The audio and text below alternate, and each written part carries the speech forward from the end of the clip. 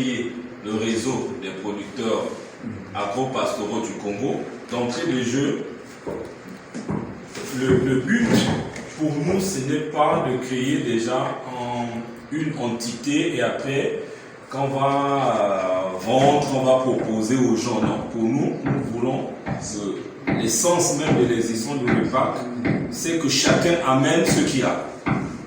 Ça peut être en termes de difficultés, ça peut être en termes de solutions, ça peut être en termes de ceci. Chacun amène ce qu'il a et on essaie de voir qu'est-ce qui est mieux, qu'est-ce qu'on peut faire ensemble pour avancer.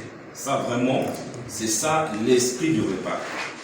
Donc, c'est pas une structure qui appartient à une seule personne. C'est vrai que au niveau de la création, il y a la société de médecine d'entreprise, donc je suis le directeur, en consortium avec la coopérative Canaan Grande Farm, dont Belge est le directeur, et la microfinance Black Mutual, qui devait être ici, son représentant devait être ici, mais qui n'est pas venu, et qui est basé à Brazzaville, mais avec des antennes un peu partout. Donc tous évoluons dans l'agriculture et l'élevage en République du Congo. Nous avons donc eu cette initiative qui est le REPAC pour des objectifs très spécifiques. Fédérer les efforts des producteurs agricoles. Et chaque fois qu'on parle agricole, il y a l'élevage à l'intérieur.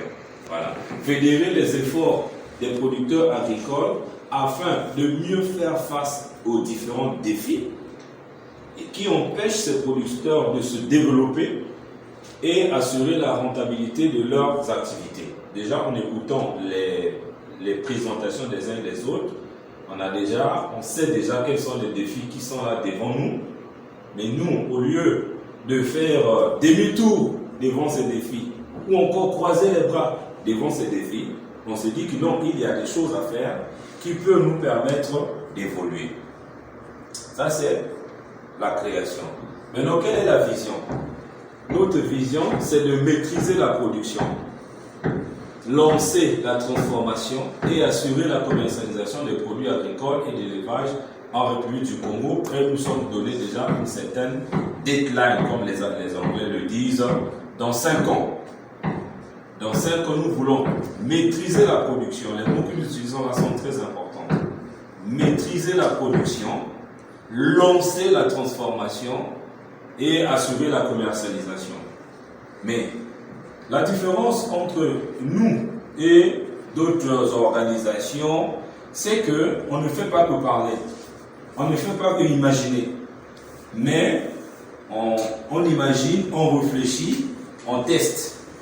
Voilà, donc la production, la transformation et la commercialisation, c'est déjà en pleine expérimentation, notamment chez Golden Farm, qui a déjà testé les trois niveaux et s'est rendu compte des difficultés et des défis qu'il va certainement partager avec nous. Voilà, donc on est des gens de terrain, mais nous voulons vraiment la maîtrise de la production. Pour y arriver, nous, étant déjà sur le terrain, nous avons déjà des idées. Nous nous sommes fait déjà des idées par rapport à ce que nous avons vécu. Mais vous aussi, vous allez encore partager. Qu'est-ce qu'il faut faire pour qu'on puisse maîtriser la production de le cacao, les poissons, la culture maraîchère, les porcs, et ainsi de suite. Qu'est-ce qu'il faut faire? Et vous savez, bon, aujourd'hui, beaucoup de producteurs ne pensent pas encore transformation, et c'est normal. On va transformer quoi? Il faut d'abord qu'on ait assez de production pour transformer. Voilà. Mais c'est toujours important de penser à ça parce que finalement, on se rend compte dans le monde agricole que pour mieux profiter de cette industrie, il faut passer par la transformation. Voilà. C'est là-bas qu'on crée vraiment une véritable valeur ajoutée. Mais on a produit, on a transformé, mais il faut vendre. Donc, il faut regarder aussi les aspects de commercialisation. Il y a des gens qui peuvent se retrouver avec des productions qui pourrissent. Alors, pourquoi ça pourrit et qu'est-ce qu'il faut faire pour que désormais ça ne pourrit pas? Comme je venais de dire, on ne reste pas les bras croisés. Déjà au niveau de, on va dire, l'entité qui réfléchit sur ça, on est en train de créer des partenariats à l'extérieur du pays. Et ça, c'est important, que ce soit au Cameroun, que ce soit en Europe, l'Afrique, l'Europe, ainsi de suite. Et c'est des idées comme ça que nous devons travailler là-dessus. Maintenant, quels sont les objectifs? Nous voulons créer un réseau de producteurs agro-pastoraux. Nous voulons réduire les coûts de l'aliment de bétail et nous nous sommes déjà fixés un objectif à ce niveau-là. Réduire au moins à 30, entre 30 et 50%. Et ce n'est pas en vain que nous parlons de ça. Tous les objectifs que nous nous fixons là, en réalité, ce sont des choses qui manquent. Même si aujourd'hui on peut parler d'un réseau de producteurs, mais comment ça fonctionne concrètement sur le terrain? Quelle est la valeur que cela apporte chez les producteurs? C'est un gros point d'interrogation. Nous voyons beaucoup des ONG qui naissent, beaucoup de coopératives qui se créent. Mais ce que ça produit sur le plan pratique, sur le terrain, c'est un gros point d'interrogation. Donc ça demande à ce que nous travaillons là-dessus. Ça demande à ce que nous travaillons sur le coût d'aliments de bétail. Non seulement, et tout en sachant que nous avons, il n'y a pas longtemps, je ne sais même pas si on a déjà maintenant le maïs sur le terrain, sur le marché congolais. Entre-temps, c'était rare et bouffe, les prix augmentent. Voilà.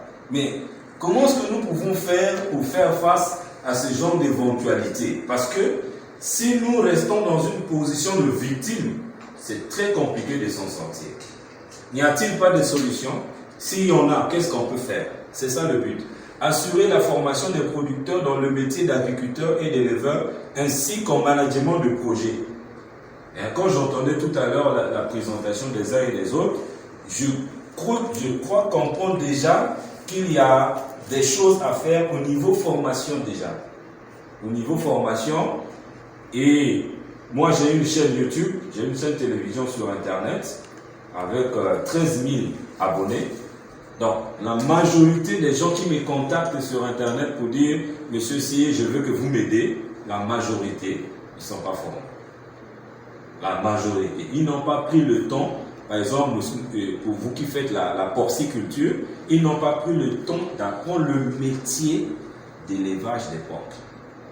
Quelqu'un qui fait l'aviculture, la production des œufs, des poules pondeuses, il n'a pas pris le temps d'apprendre. C'est un métier. Nous, on parle. Un producteur, c'est pas quelqu'un. Il y a un adage qui dit il n'y a pas de génération spontanée en entrepreneuriat. On ne le devient pas seulement comme ça. Donc, ça aussi, on s'est rendu compte qu'il y a un souci à l'intérieur. Parce que lorsqu'il y a des difficultés dans l'activité, c'est vraiment la fin du monde. Pourquoi? Parce qu'on n'a pas prévu qu'il peut arriver que les poules tombent malades. Et d'abord pour prévenir, pour éviter que la poule tombe malade, dans quelles conditions la poule doit être élevée, en termes de température, en termes de ceci. Donc, ça c'est un grand problème. Un autre objectif, former la prochaine génération dans le métier de l'agriculture et de l'élevage. On parle ici de prochaine génération, pourquoi? Parce que nous, quand on a été à l'école, l'orientation c'était quoi? Bureau. Voilà, l'orientation était bureau. Voir quelqu'un en cravate, veste comme ça, qui est en train de louanger le métier de l'agriculture, c'est très rare. C'est très rare. Voilà, donc là aussi, il y a un certain formatage mental qu'il faut faire pour qu'on prenne l'agriculture comme étant un vrai métier, une vraie vie. Une autre problématique que nous avons rencontrée, c'est celle-là, financer les projets de développement des membres de repas pour accroître la production et lancer la transformation. C'est même dans ce cadre-là que nous avons parlé de ce projet à Black Mutual, la microfinance dont j'ai parlé ici, et quand, dans les discussions, nous avons compris qu'ils ont, on appelle ça le modèle économique, donc un certain mode d'action dans l'agro-pastoral avec des coopératives qui est favorable, au moins ça, depuis ce jour-là, je me disais que c'est déjà une solution, qui est favorable aux producteurs agricoles. C'est parce qu'il n'est pas là, sinon on allait lui donner la parole, mais de toute façon, ce n'est que oui. Excusez-moi, j'ai discuté avec lui, donc je pourrais faire. Je pourrais assurer. Ok, ouais. D'accord, donc on y arrivera. Donc, ça aussi, c'est un point. Contribuer au développement du secteur agro-pastoral avec la création de 1000 emplois en République du Congo. Alors, je suis même sur le point de faire une vidéo. Ce que j'ai remarqué aussi de merveilleux dans ça, c'est quoi? Quand vous lancez une activité agro-pastorale, il s'ensuit la création automatique des emplois. Au moment où je parle, seulement le mois passé, j'ai offert de l'emploi à 4 complets. 4 dans une seule ferme, dans une pisciculture. Un technicien piscicole et 3 pisciculteurs dans une ferme. 4 emplois. Voilà. Le technicien, il a le salaire de près d'un directeur.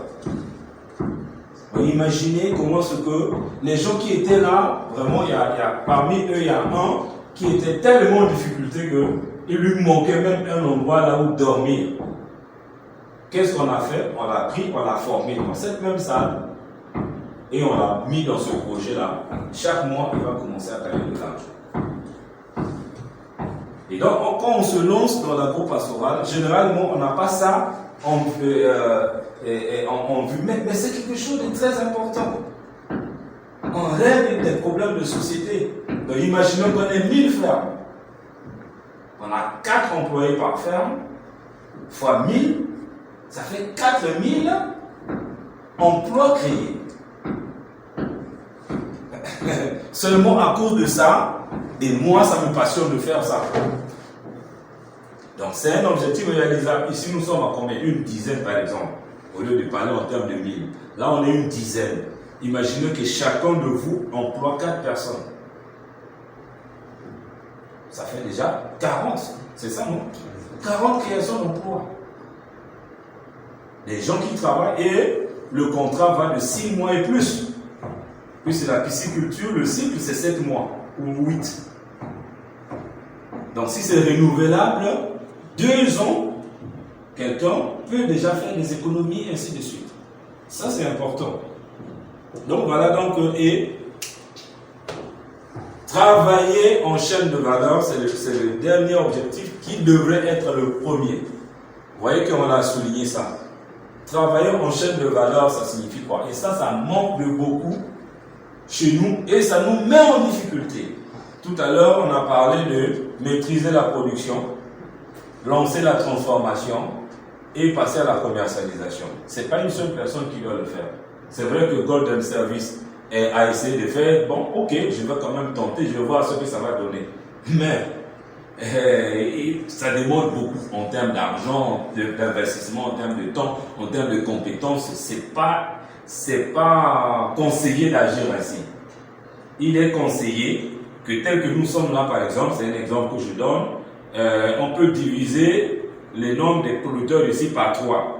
On va dire, ok, messieurs, vous, 4 ou 5, vous vous concentrez uniquement dans la production. Alors vous vous concentrez uniquement dans la transformation des produits qui seront produits par eux. Et vous allez faire la commercialisation des produits qui seront produits par eux, transformés par eux. C'est comme ça qu'on peut s'en sortir. Et ça, il faut y travailler. C'est pour ça qu'on a pris ça comme objectif. Et ça peut se faire. Ça peut se faire le plus tôt, le plus rapidement possible. Le plus tôt, le plus rapidement possible. Ça ne demande pas grand-chose. Donc voilà ces objectifs que nous sommes assignés. Alors, je sais qu'en suivant déjà la première partie de l'exposé, vous connaissez déjà l'importance de travailler dans un réseau. Mais on va quand même essayer un peu de zoomer ces différents points là parce que c'est important. Qu'est-ce qu'on y gagne en étant membre de REPAC? On profite des expériences des autres. Moi, j'ai suivi le doyen dans sa présentation tout à l'heure. Il a été formé dans tel organisme, a été formé ici. Il y a de l'expérience derrière ça qui peut être profitable à lui, qui peut être profitable à lui, et ainsi de suite. Chacun est bon quelque part et moins bon quelque part. Voilà. Assurer sa formation à prix réduit pour mieux développer ses affaires. Oui. S'il arrivait qu'on se rend compte que parmi nous, il y a des gens qui ont des lacunes dans leurs activités et ça peut nécessiter soit une formation ou un renforcement des capacités, nous, c'est notre boulot. Au lieu de vous former au tarif de tout le monde, étant dans le REPAC, vous aurez un tarif promotionnel réduit. Appui financier si possible par nos partenaires. Et on a mis si possible parce qu'il y a des conditions à remplir. Mais moi, j'ai dit tout à l'heure, c'est pas comme à la banque. Là, on va demander des garanties. Voilà. L'unique garantie ici, c'est ce que tu sais faire, ce que tu fais. C'est ça l'avantage avec les microfinances qui comprennent. C'est ça. Avec Black Mutual, comprend bien tout ce que vous avez là, tout ce que nous avons comme difficulté. Notre partenaire Black Mutual comprend bien ça et a mis en place des procédures pour contourner ça. Et ça, c'est hyper important parce que nous savons dans l'agro-pastoral, l'aspect financement, c'est vrai, on peut commencer petit. Hein? C'est toujours bien de commencer petit. Mais si on veut grandir là, ça va de pair avec l'investissement, avec le financement. Mais si on n'a pas un appui, ça sera difficile. Voilà. Accompagnement dans la réalisation des projets. Effectivement, notre société, nous faisons formation et accompagnement. Comme je viens de dire là, j'ai dit qu'on est en train d'accompagner une ferme piscicole. Qu'est-ce qu'on a fait? Le monsieur, le promoteur, nous a seulement dit, bon, moi j'ai des vieux étangs là-bas, quelque part vers Imboulou. Il avait confié ça à quelqu'un qui se disait vraiment pisciculteur, mais malheureusement c'est de la pisciculture du village que lui l'a amené là-bas.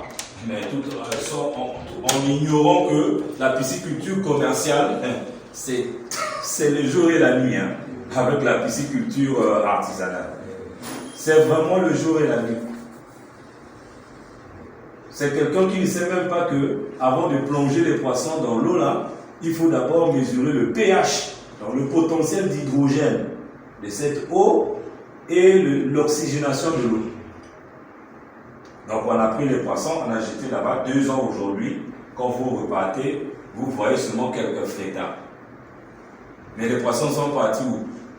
Oh non, une fois on est arrivé là, on voit seulement les poissons, le ventre en haut, donc ils sont déjà morts, mais on ne comprend pas, mais c'est normal. Tu n'as pas appris. Ça, c'est un vrai souci. Qu'est-ce que nous on a fait? On dit, ok, nous, la première chose, c'est la formation. Est-ce que tu as des gens que tu peux faire confiance, qui peuvent travailler avec toi? Je n'en ai pas. Ok, d'accord. Nous, dans nos formations, dans ceci, on sait les jeunes dynamiques qui ne cherchent que le boulot. On les a formés et en nous parlant, ils sont là-bas. Ils sont nourris, ils sont logés. Et après, ils auront un salaire. C'est ça ce que nous faisons. Et nous accompagnons comme ça de bout en bout, jusqu'à la première récolte. Et ça, c'est important. C'est important. C'est vrai qu'on entend ça et là, hein, structure d'accompagnement, vous en connaissez assez. Bon, combien vous donne des cas concrets tels que je suis en train de dire là, c'est un bon point d'interrogation. Donc vous comprenez que nous, on n'est pas vraiment dans les gros mots, mais on est dans la pratique. La visibilité sur le plan national qu'international. Ça aussi, nous voulons nous ouvrir les yeux sur le fait de profiter des opportunités sur le plan international. Quand on parle international, là, ça peut commencer même par la RDC, ça peut commencer par le Congo, le Cameroun, nos pays voisins de l'Afrique. Nous devons penser à ça. C'est ça aussi on a remarqué, surtout quand on est petit producteur. Bon, très difficile de rêver l'extérieur, de rêver l'étranger, alors que les choses peuvent se faire le plus simplement possible. Ça dépend de par quoi on commence. Oui, nous devons voir au-delà de nos limites, c'est important. Et nous, on a des outils pour ça. Je vous ai dit que j'ai une chaîne YouTube. Voilà, il suffit qu'aujourd'hui, qui parlait des couveuses. Voilà, et d'ici la semaine prochaine, on va voir, je peux venir te filmer tes coups, parce que c'est beaucoup demandé. C'est beaucoup demandé. Quand je mets sur YouTube, 24 heures plus tard, il y a plus de 200 personnes qui ont déjà vu et qui savent que désormais au Congo, il y a monsieur Intel qui fabrique les couveuses. Donc quand j'en aurai besoin, je vais le contacter. Voilà. C'est ça, s'ouvrir à l'international. C'est un exemple. Lutter contre le syndrome de l'entrepreneur seul dans son coin. Voilà. L'entrepreneur seul dans son coin, franchement, si vous voyez des grosses boîtes, prenons par exemple l'industrie automobile, je ne sais pas quelle marque, Mercedes. N'allez pas croire que toutes les pièces qui sont là ont été fabriquées par Mercedes. Rien du tout. Il y a des pièces qui sont fabriquées par telle industrie, mais le nom c'est Mercedes. Voilà. C'est comme vous pouvez prendre le nom de Repac, vous dites que ok, nous avons des partenaires financiers au niveau de ceci. Ça peut jouer sur je ne sais pas, une demande de financement, je ne sais pas quoi. Ça peut jouer. C'est important. Et mutualiser les dépenses. Mutualiser les dépenses, ça signifie quoi? Moi, j'ai besoin de 20 kilos d'aliments. Il y a quelqu'un qui parlait des porcs, je ne sais pas, des bêtes qui souffrent, ils n'ont pas à manger et tout ça là. Voilà, ça là, parce que tu es seul. Parce que tu es seul, on peut mutualiser ces dépenses. On peut dire, ok, moi j'ai besoin de 10 kilos d'aliments. Bon, lui il a besoin de 20 kilos, l'autre a besoin de 50 kilos, l'autre a besoin de tout ça là. Parce que si moi, je fais une commande de mes 10 kilos moi seul, déjà, même le vendeur va dire, il y a déjà des limites. Hein. Nous on ne livre qu'à partir de tant de kilos. Donc quand tu amènes tes 10 kilos seul là, c'est même pas déjà accepté. Et en plus, il faut peut-être payer d'avance. Mais lorsqu'on est organisé, je lui laisserai le temps, c'est le spécialiste de l'aliment qui va nous aider dans tout ce qui est aliment. Il va expliquer comment est-ce qu'il compte mettre en œuvre la mutualisation des dépenses. Conditions d'adhésion. Être producteur dans le domaine agro-pastoral. Ça veut dire que tout le monde ici est éligible au Repac. Adhérer à la vision du Repac, telle qu'on a projeté tout à l'heure. De toutes les façons, vous en aurez sous forme PDF. Tout ce que je suis en train de dire là, vous aurez le document là. Et donc, si tout ce que nous avons mis dans la vision, ça vous parle, ça vous dit, c'est déjà bien. Être curieux, avoir le désir de s'améliorer et monter en compétence. Voilà.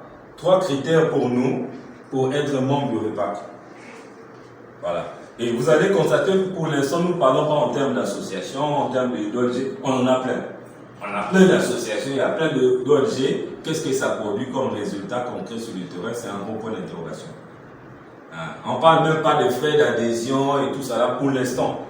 Mais non, si après on se rend compte que bon, pour une organisation interne, ça nécessite, ça va venir après. Pour l'instant, les 3 critères là pour nous sont déjà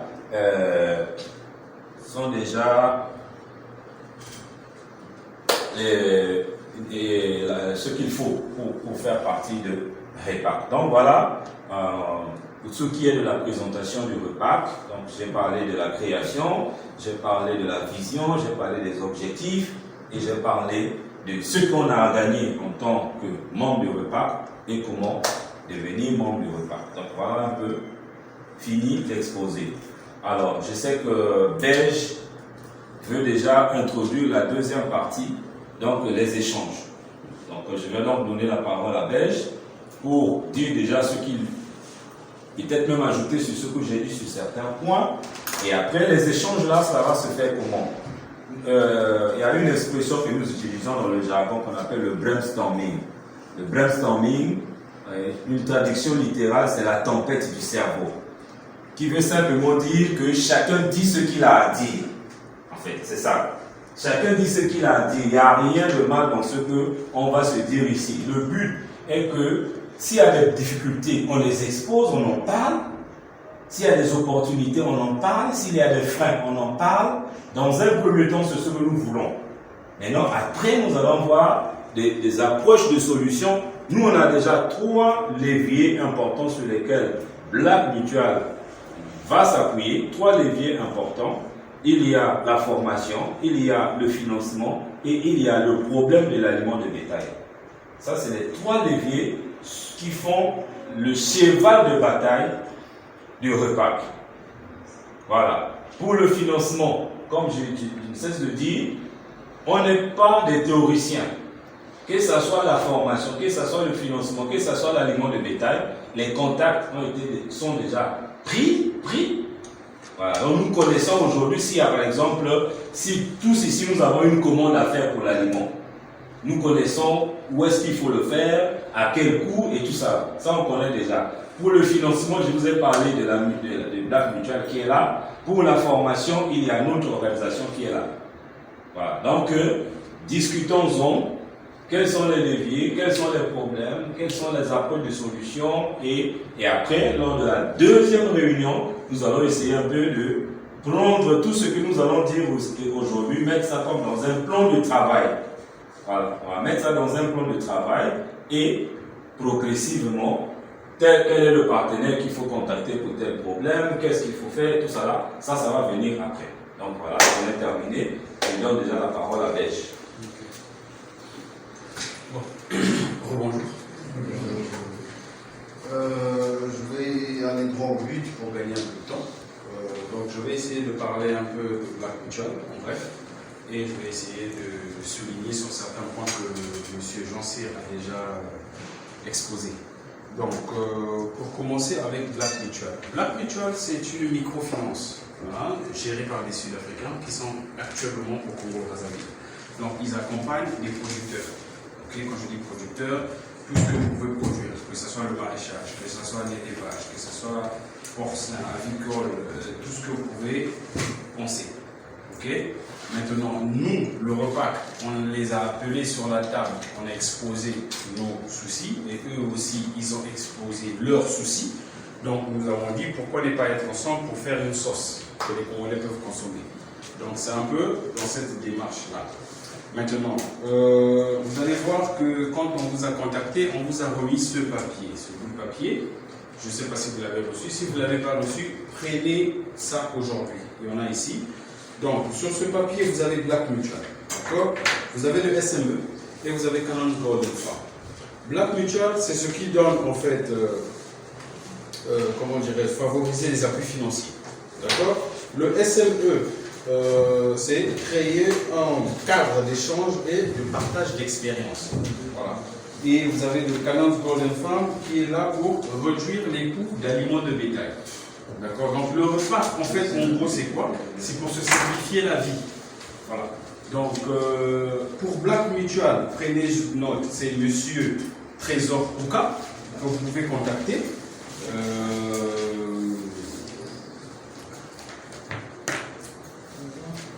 Trésor Kouka. Ok. Donc, le numéro c'est le 06 662 32 61. Je répète, 06 662 32 61. Voilà. Donc, quand vous allez appeler M. Trésor Kouka, vous vous présentez, vous dites que non, je fais partie du réseau REPAC. Donc, j'ai suivi un peu la réunion, donc je veux participer et je veux venir à Black Mutual pour connaître quelles sont les procédures. S'ils vont vous exiger d'ouvrir un compte avec eux, comment ça se passe. Donc, toutes ces informations-là, c'est eux qui vont le donner. Ils ont en fait des procédures, des paquets, des produits qui peuvent vous favoriser dans plusieurs domaines de production. Voilà. Donc, par rapport au niveau là où vous êtes et par rapport à là où vous voulez partir. Donc, ils ont un peu tout ça. Maintenant, vous avez le SME qui est là déjà aujourd'hui pour la formation.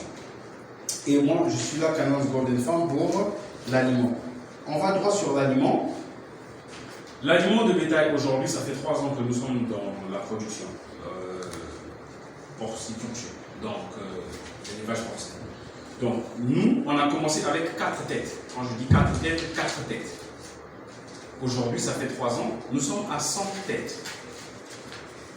Sans compter ce qu'on a perdu, sans compter ce qu'on a eu, on a connu des crises sanitaires, on a connu des mises bas mort-nés, on a connu pas mal. Et sans compter ce que nous avons vendu. Je peux vous dire aujourd'hui, nous avons vendu au moins 80, plus ou moins 80 têtes. Et quand on additionne plus ou moins ce qu'on a perdu, on se retrouve autour d'un cheptel de 320 têtes. et nous avons commencé avec 4. Donc, par rapport à notre expérience et par rapport à tout ce qu'on a pu surmonter, donc aujourd'hui, l'expérience est à votre disposition. Ça, c'est en termes de production. En termes de transformation, nous avons monté une plateforme qu'on appelle Golden Grill. Golden Grill, en fait, c'est pour faire des grillages. Okay, un peu pour essayer de voir, pour toucher le Congolais moyen. Parce qu'on s'est dit, si on part comme bon bœuf, ça sera un peu compliqué pour certains Congolais. On est parti sur une base là où atteindre le Congolais moyen. Le Congolais moyen, lui, il veut être libre d'acheter un morceau de porc à 250, à 500, à 700. Donc il faut donner cette possibilité à tout un chacun.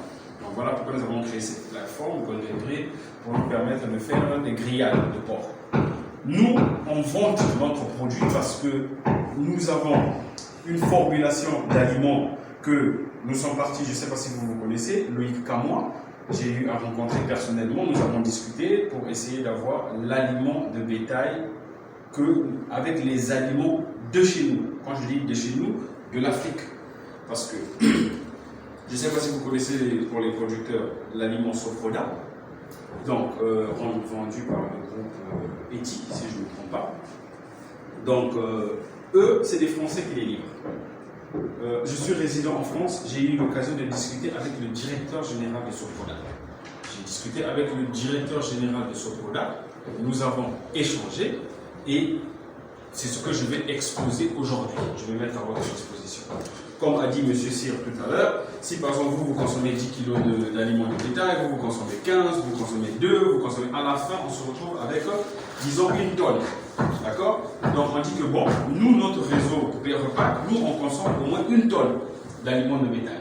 D'accord? Ok, monsieur Belge, d'accord, pour vous livrer 1 tonne d'aliments de bétail, on va partir sur, par exemple, disons que le sac actuellement au Congo est à 33 000. Le CMAV, 30 000 et puis 33 000, et ainsi de suite pour certains produits. Je discute le prix. Je dis par exemple, bon, nous sommes prêts à acheter le sac à 25 000. D'accord? Donc, une fois que je passe la commande d'une tonne d'aliments de bétail, je vais discuter au prix 25 000. Donc, vous, par exemple, qui faites partie du réseau repas, une fois que chaque personne, je vais communiquer le prix, je dis, bon, on va acheter le sac ce mois à 25 000. Donc, vous savez, au lieu d'acheter ça à 33 000, vous allez acheter ça à 25 000. Et ça sera livré. Donc, vous venez, vous rapprochez du réseau repas, vous faites votre commande. Vous dites, par exemple, que moi, en 3 mois, je consomme 2 tonnes. Vous faites votre commande. Vous mettez 50% des fonds à la disposition du réseau et une fois que nous avons collecté les sommes de tout le monde et on passe notre commande direct, donc ça quitte direct l'Europe à votre porte. Vous n'avez pas besoin d'aller demander à qui que ce soit. Donc vous recevez quand l'aliment arrive. Je dis par exemple, monsieur Jean Cyr, votre part c'est 2 kg d'aliments de bétail, nous avons reçu la tonne. Donc vous, quand vous venez recevoir votre tonne, vos 2 kilos, par exemple. Donc, vous venez vous créer et ainsi de suite, chacun vient se servir par rapport à son besoin. Donc c'est un peu ça, le réseau repas pour se simplifier la vie. Voilà, donc j'ai pu discuter, j'étais en Argentine, j'ai discuté avec pas mal, donc on a plusieurs options. Et là que je vous parle, dans 2 semaines, je m'y rends en Afrique du Sud pour parler encore une fois du réseau repas et favoriser l'aliment. Parce qu'on s'est rendu compte qu'en Afrique centrale, la difficulté, c'est l'aliment de bétail. Donc, on essaie de créer l'aliment sur place avec les éléments que nous avons. Et ce que nous ne pouvons pas encore créer ici, on va essayer de se sourcer ailleurs, mais à des prix favorables. Donc, c'est un peu ça, la stratégie aliment qu'on s'accompagne. Et ce côté-là est géré par Canams Golden Farm. Et pour la formation, c'est le SME. Et pour la solution finance, voilà pourquoi j'ai dit, monsieur le trésor, il peut vous arriver, il va vous exposer tous les produits qu'il faut et comment adhérer, comment faire pour qu'on puisse vous accompagner. Parce que pour vous donner juste un petit résumé, il y a eu des producteurs qui ont accompagné à 500 000. Le producteur est parti à ramener un chiffre d'affaires de 700 000. Donc il a remboursé les 500 000. Il a récupéré ses 200 000. Et on lui a encore donné 500 000 pour lui permettre de continuer. Voilà. Donc il y a un peu ce genre de solutions qu'on peut mettre à votre disposition par rapport à votre besoin. Si vous voulez partir 25 millions, 15 millions, 50 millions et plus, ça, c'est à vous de discuter. Nous ne sommes pas là, on ne va pas vous dire que non, c'est nous qui allons vous donner les financements. Non. Nous, on travaille avec Black Mutual, vous partez avec Black Mutual et il vous dit ce qu'il faut. Vous voulez l'aliment, vous savez où venir. Mais tout ça, ça fait partie du réseau. Moi, par exemple, pour que vous puissiez faire la commande chez moi, le SME doit passer pour analyser et voir, vous consommez plus ou moins combien par trimestre. Et comme ça, au moins, on sait que si on se dit semestre, on va consommer 1 tonne, on sait que pendant ces 6 mois, on a l'aliment de bétail. Et 4 mois après, 2 mois avant que le semestre se termine, on lance une commande pour le 2e semestre. Donc, c'est un peu comme ça que nous allons travailler. Donc, tout ça est à votre disposition. Maintenant, si vous avez des questions, en tout cas, je suis plus que disponible pour répondre. Merci Belge. Tu as parlé de Loïc Kamoa tout à l'heure, mais tu n'as pas dit que c'est le Cameroun. Oui. Voilà, donc en ce moment, on est aussi en train de travailler avec des partenaires camerounais. Et moi, je me suis fixé l'objectif la semaine passée d'avoir une idée très exacte sur combien coûte le transport d'1 kilo d'aliments du Cameroun au Congo par la voie carrossable. Voilà, donc j'ai pris des contacts avec des transporteurs à partir de Wesso. Et donc je suis là en train d'étudier déjà le mécanisme. Comment ce que on peut faire pour acheter, parce qu'il y a certains produits qu'on peut avoir au niveau du Cameroun, de qualité et de bon prix. Voilà, donc ça c'est aussi dans le cadre de l'aliment. Donc il y a l'Europe et il y a l'Afrique, là où on peut déjà trouver des solutions pour l'aliment. Je voulais juste faire ce petit complément. Merci. Oui. Bien, allez donc on nous écoute. Oui. Bon, en ce qui concerne l'aliment, parce que par rapport aux petites expériences que nous avons eues dans le temps, et peut-être que quand on parle de l'Europe, c'est bien, le Cameroun aussi c'est bien, mais je crois que nous allons un peu plus loin aussi, parce qu'à Kinshasa, il y a eu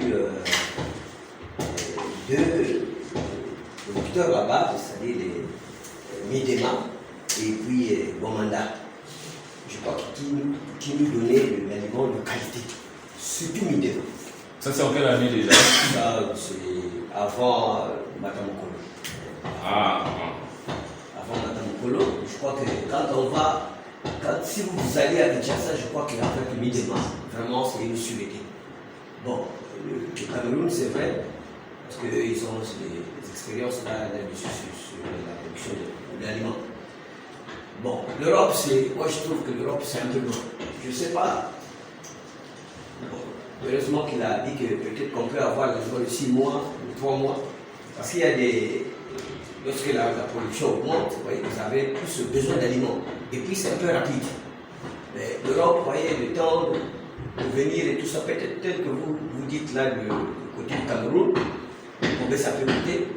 Mais moi je trouve que s'ils peuvent négocier là à côté de Kinshasa, ça serait quelque chose de bien avec Miguel. Vraiment, c'est un bon aliment. Oui, on va exploiter. C'est vrai que je connais déjà un producteur d'aliments qui va souvent à Kinshasa, avec qui on est en train de travailler dans ce sens-là. Mais ici, lui, c'est un revendeur. Ça signifie qu'il faut trouver un moyen de contacter directement l'usine. Contacter directement l'usine. Parce qu'effectivement, il y a un impact sur la qualité de l'aliment, a un impact direct sur le cheptel. Oui. Si on n'a pas vraiment un truc original, c'est difficile d'atteindre les objectifs commerciaux importants. Juste pour revenir sur Kinshasa, est-ce qu'eux, ils fabriquent là-bas? Oui, ils ont une usine, c'est pour les Américains, ça se trouve à Matadi. C'est une usine américaine à Matadi. Ils ont des entrepôts tout juste à Kinshasa. Mais au lieu de passer par eux, il vaut mieux contacter directement à Matadi. Et je crois que quand vous avez la possibilité, vous qui voyagez beaucoup là, vous avez la possibilité d'avoir vraiment ce réseau-là pour que depuis l'usine, vous avez votre aliment, en tout cas c'est super. Donc il faut qu'on travaille là-dessus. Ça, c'est une très bonne idée. Juste pour souligner, j'ai contacté des gens à Kinshasa. En étant en Afrique du Sud, j'ai travaillé avec Matadi. Aujourd'hui, je peux vous dire que j'ai envoyé l'oignon, la pomme de terre, beaucoup de choses de l'Afrique du Sud à Matadi. Est-ce que vous savez que c'est souvent moins cher d'acheter en Afrique du Sud que d'acheter à Kinshasa? Ça coûte très cher acheter la pomme de terre de Kinshasa à Brazzaville que de l'Afrique du Sud à Brazzaville. Ça, c'est, je n'invente pas. La plupart des gens qui sont ici le connaissent. Je ne sais pas si vous connaissez la société Mélène Park. On avait une chambre froide.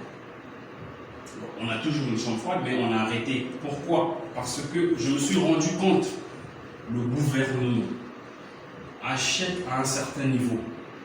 Donc vous, quand vous partez autant qu'individu, vous ne pouvez pas faire une compétition avec le gouvernement, parce que le gouvernement, lui, il achète au niveau milliard. Vous n'allez pas acheter au niveau milliard, vous allez acheter au niveau million, par exemple. Maintenant, vous, on ne peut pas vous donner la marchandise au prix de quelqu'un qui achète en milliard. C'est ça la différence. Voilà pourquoi, par rapport à Kinshasa, j'ai vu, il y a des Belges qui vendent de l'aliment de qualité aussi, à Kinshasa. Mais quand tu vois les prix, et par rapport aux négociations, par rapport à ce qu'eux ils proposent, voilà pourquoi je vous propose l'Europe. Ce n'est pas par rapport à la distance. Moi, je vois par rapport au prix, et je parle par rapport aux producteurs, et par rapport aux difficultés que j'ai eu à connaître moi-même sur le terrain. Ce n'est pas juste parce que, non. Moi, mon projet, il a une valeur de 540 millions. J'ai eu des propositions de subventions, 22 millions, 32 millions, 42 millions. C'est jamais arrivé. Vous comprenez? Donc c'est juste pour dire que oui, c'est possible. On va rester ici toute la journée, on va parler d'autres propositions. Mais c'était juste pour souligner ce que vous avez proposé. Mais non, s'il y a d'autres, pourquoi pas? Mais si on part sur cette base-là, ça c'est déjà la difficulté que j'ai connue. Ça fait aujourd'hui 1 année et demie que je cherche vraiment une solution. Et pour l'instant, je dis bien pour l'instant, ça c'est la meilleure solution. Voilà. C'est parce que, vous m'excusez un peu. Allez-y. Si on ne finit pas aujourd'hui, on reviendra. On est là, on est vraiment déterminé.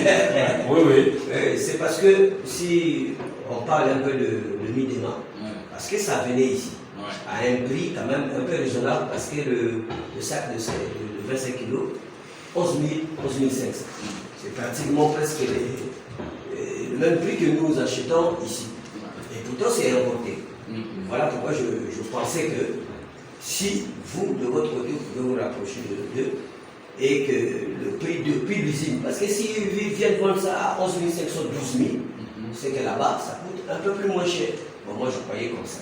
Mais tel que vous dites que non, l'Afrique du Sud, en plus, doyen, j'ai posé une question tout à l'heure, ça date de quand? Avant Bata Bakolo, ça fait quand même du temps. Ça fait quand même ce qui s'est passé après, c'est ce que lui il est allé rencontrer sur le terrain. Ça fait quand même une dizaine d'années. Oui, allez-y. Merci beaucoup, c'est M. Personnellement, je tiens d'abord à féliciter le PAC. Je vous ai suivi avec beaucoup d'attention et d'intérêt. Je crois que, comme on dit chez nous, que seul on va vite, mais ensemble on va mieux. La pertinence des points qui sont soulevés dans le pacte, en fait, font partie des obstacles majeurs qui freinent la croissance, non le développement de l'agriculture en Afrique méridionale, comment particulier dans l'initiative privée. Vous voyez qu'aujourd'hui, on peut être un agriculteur, mais on n'utilise pas la production. On peut être un agriculteur, on n'utilise pas la transformation. On peut être un agriculteur, mais on ne sait pas comment vendre ces produits qu'on a produits. Et ce qui fait que le PAC, pour moi, je dis, vient un peu nous mettre. Parce que moi-même, je suis déjà peut-être pas une victime, mais je suis déjà totalement concerné. Je vais partager une anecdote. J'ai commencé la production du cacao. J'ai une variété, la variété Mercedes, qui me fait pratiquement 17 mois seulement. Au bout de 17 mois, ça pour moi c'est le produit du cacao. Alors, mais comme je n'avais pas la maîtrise, n'est-ce pas, de la production, j'ai un frère ivoirien qui m'avait laissé un plan et qui produit. J'ai dit, bah, écoutez, avec ce que j'ai déjà, je vais commencer à faire ma première. N'ayant pas la maîtrise de la chose, alors qu'est-ce que j'ai fait? J'ai vu comme un bon villageois que je suis. Bon, j'ai dit, écoutez, je vais faire comme on fait dans nos sociétés traditionnelles, vous prenez, vous faites sécher les graines, après vous allez passer à la production à la pépinière. Mais je vous dis, quand j'ai fait d'abord sécher les graines, et après, je me dis, maintenant, je suis venu pour lancer la pépinière. J'arrive pour lancer la pépinière, je mets 1 mois, ça ne sort pas, 2 mois, ça ne sort pas. Je dis, mais qu'est-ce qui se passe? Et c'est là maintenant, Dieu merci, j'ai un petit qui est burkinabé dans le quartier, je l'appelle, viens d'abord. Mais ça s'est fait comment ces histoires? Il dit, mais ça, c'est ce que nous faisons dans notre village. Nous avons grandi comme ça. Mais ça ne se fait pas comme ça. Aussitôt dès que tu cueilles, n'est-ce pas? Tu cueilles déjà, on appelle ça, une boîte là. Mais aussitôt, tu prends les graines et tu passes aussitôt à la pépinière. Mais tu ne peux pas faire sécher les graines là. Si tu fais sécher, ça ne peut pas pousser. Je dis, oh là là. Je suis malheureux. Je suis malheureux. Donc c'est pourquoi je pense que le pas pour moi, c'est la félicité d'abord. Félicitations pour l'initiative. Merci. Et ça va pour certains comme nous autres, je crois que c'est une approche de solution très bénéfique. Et je crois que je vais être monde, je vais adhérer. Sans même trop faire de débat autour de ça. Je vais adhérer et je verrai par la suite. Parce que d'abord, je crois que vous nous avez fait la présentation pour susciter non pas l'attention, l'intérêt et puis voir la possibilité de l'adhésion. Donc, je crois que d'abord, dans un premier temps, ce que je vais faire, adhérer à l'EPAC, et puis étudier de fond en comble, revenir un peu, parce que là, vous avez fait une présentation un peu lapidaire, il faut que je puisse prendre le temps maintenant pour faire la lecture. Comme ça, je veux m'enquérir davantage en profondeur à ce.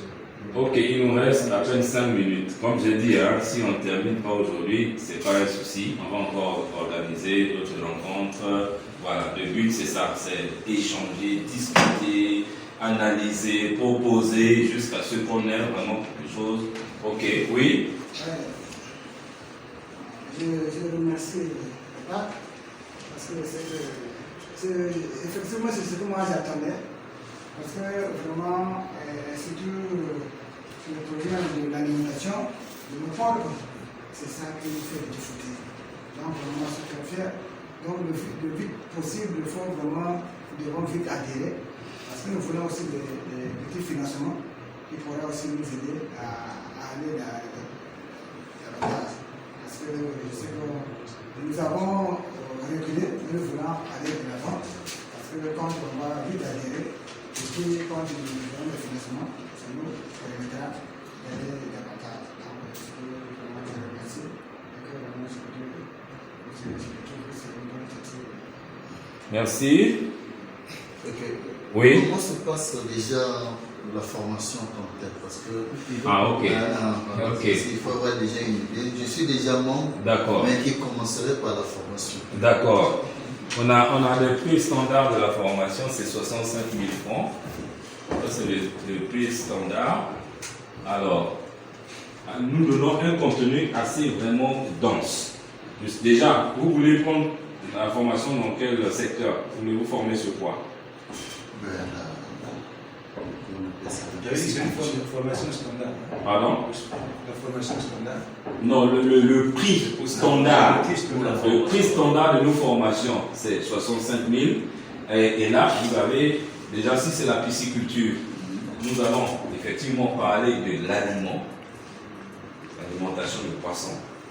Nous allons parler de la santé, donc l'aliment. À chaque âge de l'évolution, il y a des quantités. Nous allons parler de la santé et nous allons parler de ce qu'on appelle le coût. Coût d'investissement, coût d'exploitation à l'intérieur avec la rentabilité. la rentabilité, pour que tu aies une idée sur combien tu vas investir, combien tu peux gagner dans ce projet. Voilà. Et maintenant, maintenant, sinon les points clés, c'est ça. Et tout en commençant par le choix, hein. Les poissons, on n'élève pas les mongousses ou les choix des poissons et